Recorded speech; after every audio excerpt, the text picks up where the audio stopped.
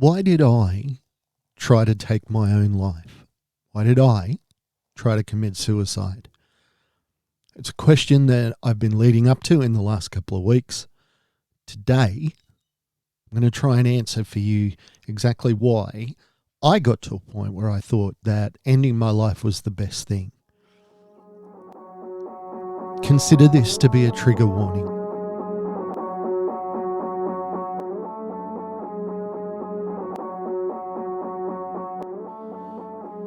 To understand why I chose to try and take my own life, you have to understand that I didn't grow up with a mental illness. I got mine after working with people with disabilities, and I got it after working with them for a number of years, suffering a number of assaults. From my very first day at work to my very last, I was assaulted on each day, dramatically. How does that relate to suicide? When you do something for a living that you feel like you're helping people, and that's the main reason that you do it, you feel like you're going to work every day, you're making a difference in people's lives, it becomes your identity. And we used to joke, we used to say things like, oh, I'm a bum wiper, or I'm this or I'm that, and I'm not special because everybody's special. And to a large extent, that's true. We went to work not thinking that we were wonderful people, but we went to work thinking, well, at least I did, I went to work thinking that I was doing something good in the world. When that was taken away from me, and I found out that I was not able to go back to that kind of work, I was at a loss. What do? I've been a shift worker all my life. I've had a certain amount of freedom. I've enjoyed a good wage, but I've lived a lifestyle that's very different to most people's. If I work early in the day, I work early, and I'm home early in the afternoon. If I work in the afternoons, I'm gone from late afternoon till midnight sometimes. So I went to work in the public service, and or the civil service for Americans or Brits, I guess. I don't know. Went to work for the government, and it was like trying to jam a square peg in a round hole. And it's like I got a hammer and I was hammering it in. It was so incompatible for me and my mental health that it led to a breakdown.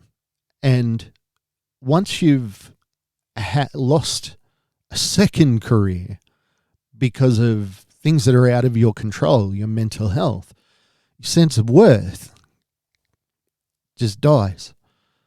But for me, the biggest thing was believing that I was hurting everyone around me, believing that everybody else's lives were worse off because I was in it.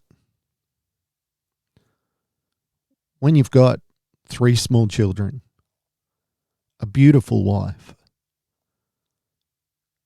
and you would do anything to protect them, and you realize that you're the one that's hurting them, even though I wasn't, let's be very clear, my mind was lying to me at the time.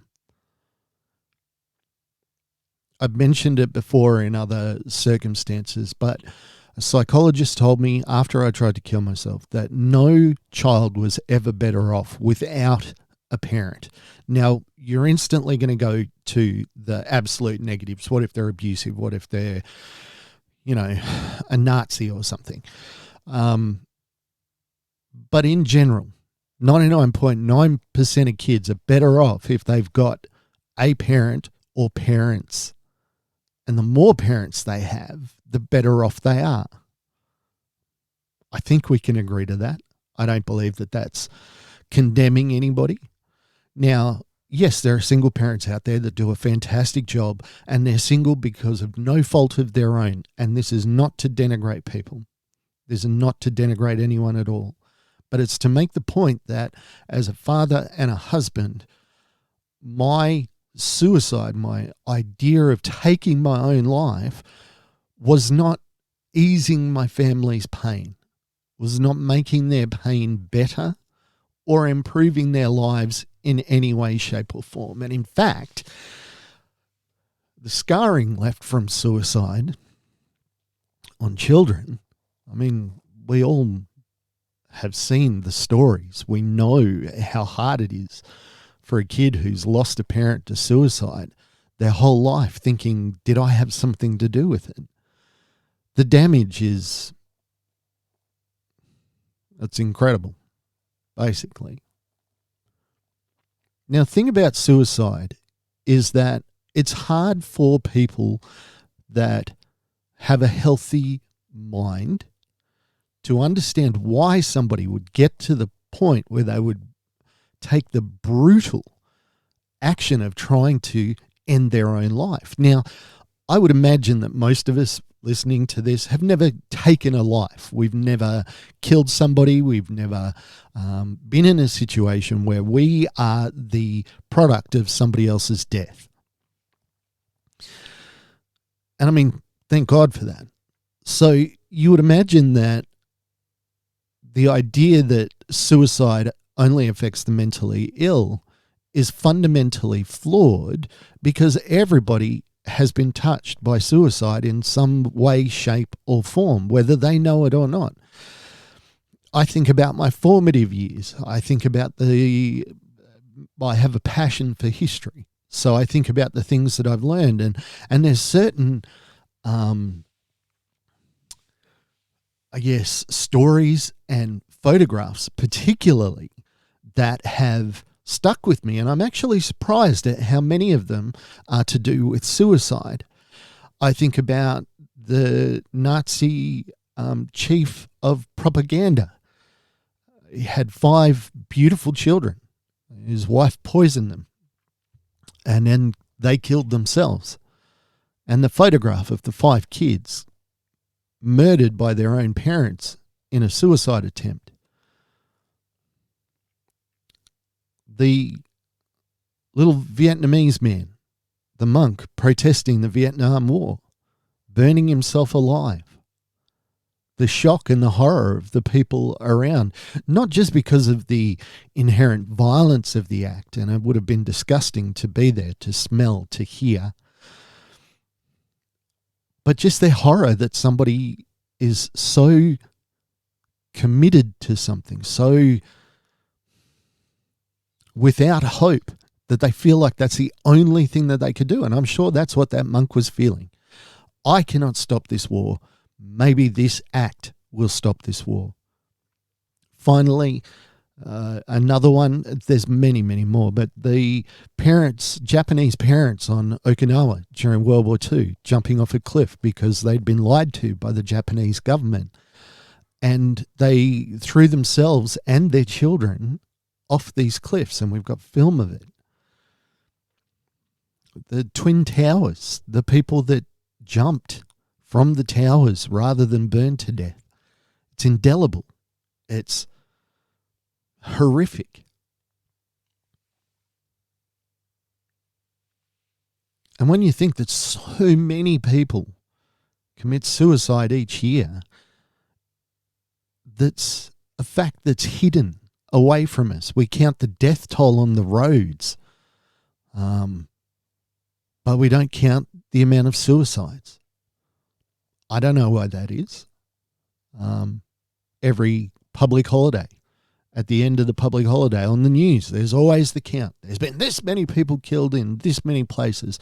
What would happen if we put the suicide rates up? Do you think we'd act more? Do you think we'd become complacent? I don't know. But let's talk about any of the people that I've mentioned. Essentially, they tried to kill themselves because they had absolutely no hope. They thought that it was the best option for them, the people around them. The Nazi who killed himself couldn't imagine a world without Hitler. So agreed with his wife. Yes, we're going to kill ourselves. Let's kill our kids. People on Okinawa. Death will be better than living. And that's a constant theme. It's not that you want to die. It's not that you want to hurt yourself. In fact, the fear of hurting yourself is what stops most people from trying to commit suicide. Myself, I first off tried to take a lot of pills. But the problem with that is I worked with people with disability, and especially people with acquired brain injury and disability. And I know that suicide can go very, very wrong because I've cared for people that have attempted suicide and have left themselves paraplegics, comatose, physically deformed, disabled. So that's one thing that stops people. It's the fear of hurting yourself. But think about that. Think about a person who feels that the only option that they have, there's nothing in the world that they can do to alter or better their circumstance. And there's no hope of anything ever happening to alter or better their circumstance. A person is at their worst possible moment when they try to take their life. And that's where I was. I was angry all the time. I'd found out that I was silent. My beautiful wife had told me a couple of things about how my behavior impacted her. And my mind took those and kept repeating it over and over in my head and kept applying it to everything. So my wife just being honest with me. To this day, she's careful about the things that she says to me because she worries that something that she said is going to do that. It's going to get caught in this loop of lies within my mind.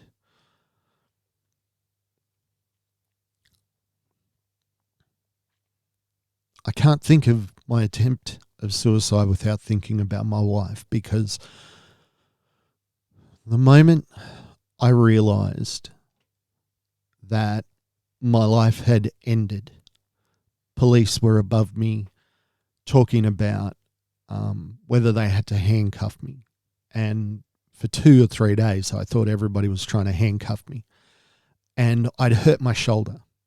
And I knew that if I put my hands behind my back, it was going to hurt. And when I realized that I was afraid of that pain, kind of woke me up a little bit through my drug-induced haze, my psychotic thought process. All I wanted to do was go home. All I wanted to do, more succinctly, is to be with my wife. It's all I wanted. I just wanted to go home to her. I didn't want to die. To this day, that has been a thought which has kept me alive. I can promise you, it's kept me alive. Even now when the thoughts of suicide come, and they come fairly regularly, I realize that it's not what I want, because my suicide attempt took those cards off the table. So what helps a person that's considering taking their own life? Sometimes it's perspective. Sometimes it's just knowing that your suicide is not going to affect yourself. It's going to affect other people. Sometimes the shock, the understanding that, hang on, this is how it's going to feel for me if you kill yourself. And you got a person that's trying to take their own life because all they think they're going to do to everybody around them for the rest of their life is hurt them. When they realize that this act of suicide is going to be a permanent, indelible scar that will never, ever go away, that perspective can be life-giving.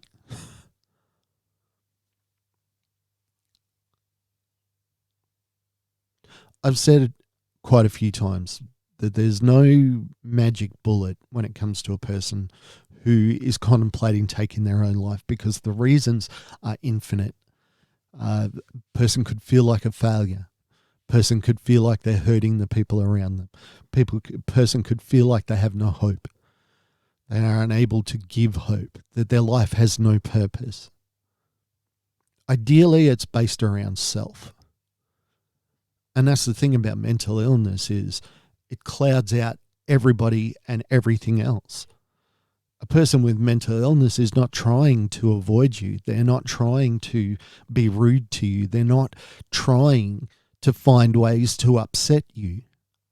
They're so consumed with their own pain that they can't see anything outside of themselves.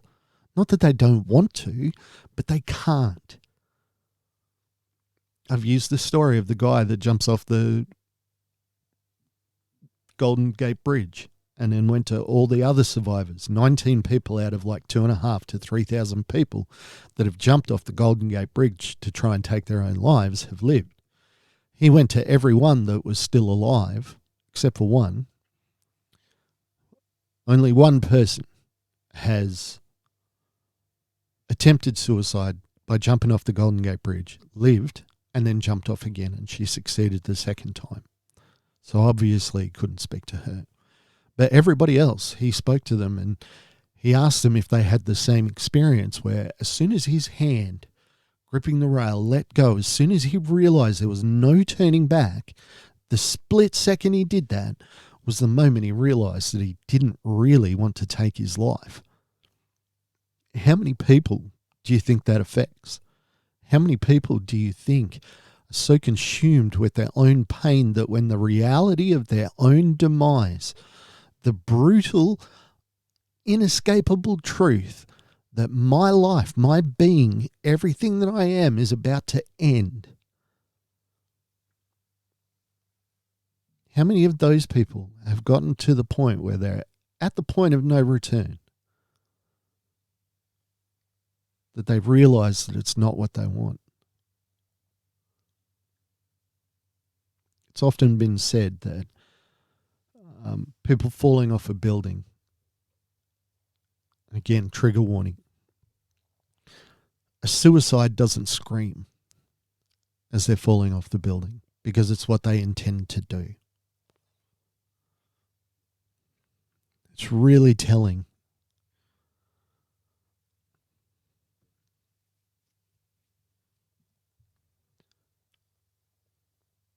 I'm clearly going deep here today. And I do that because I am passionate about trying to save people's lives, trying to let that person that's about to jump, they're gripping the edge, letting them know that as soon as they let that go, they're going to regret trying to take their life, because I believe that life has great things in store for us. I look at my daughters, both of whom have attempted suicide to one degree or another, and I think about the potential that they have, the things that they have to look forward to, the joy in life. I speak about him every time I talk about suicide, my mate Daniel. I miss that guy. I think about him pretty much every day. Just pops into my head. I don't feel the guilt as strongly because I've worked hard at combating that. But yes, there's also anger at him. Why? Why would you do that? Why would you not tell me? Why would you not give me a chance to help you?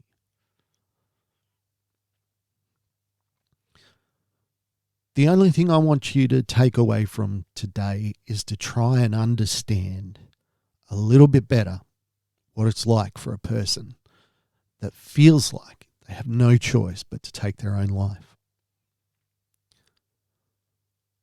Like, subscribe, and share. Not because I want fame. I don't. I don't want to be a household name. I don't want to be an influencer.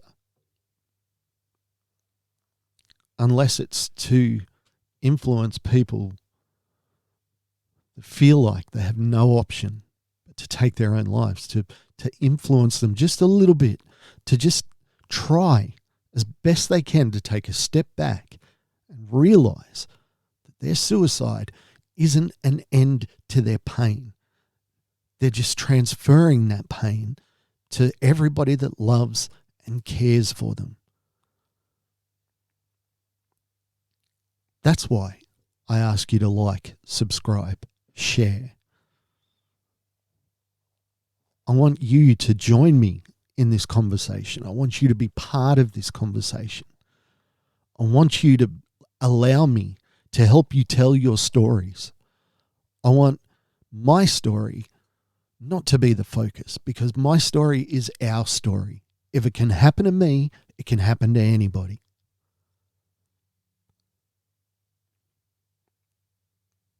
That's why. Like, subscribe, and share. And it's why I always stumble over it, because part of me doesn't want you to subscribe, like, and share, because then it means I have to keep talking like this. I want you and your family, everybody around you, to have a great Christmas. You might think that talking about suicide before Christmas might be uncomfortable, might be spoiling Christmas, but you never know. You might just be saving your Christmas. You might be saving somebody's life. Sorry. Be safe. Look out for the outliers. Find the people that are by themselves, that are isolating, that their behavior has changed. Find ways to let them know that they are precious to you, that they are worthwhile. And even if they can't see it, that there is hope. Merry Christmas. I truly hope you have a great week, and I do look forward to speaking to you next week from the Brown Void. Thank you for listening to Shattered, the podcast. I'd like to thank our producer, Meredith Brosnan, our executive producer, Torian Lau, and the band Adelaide for allowing us to use their song as our theme. Go to shatteredthepodcast.com for more information.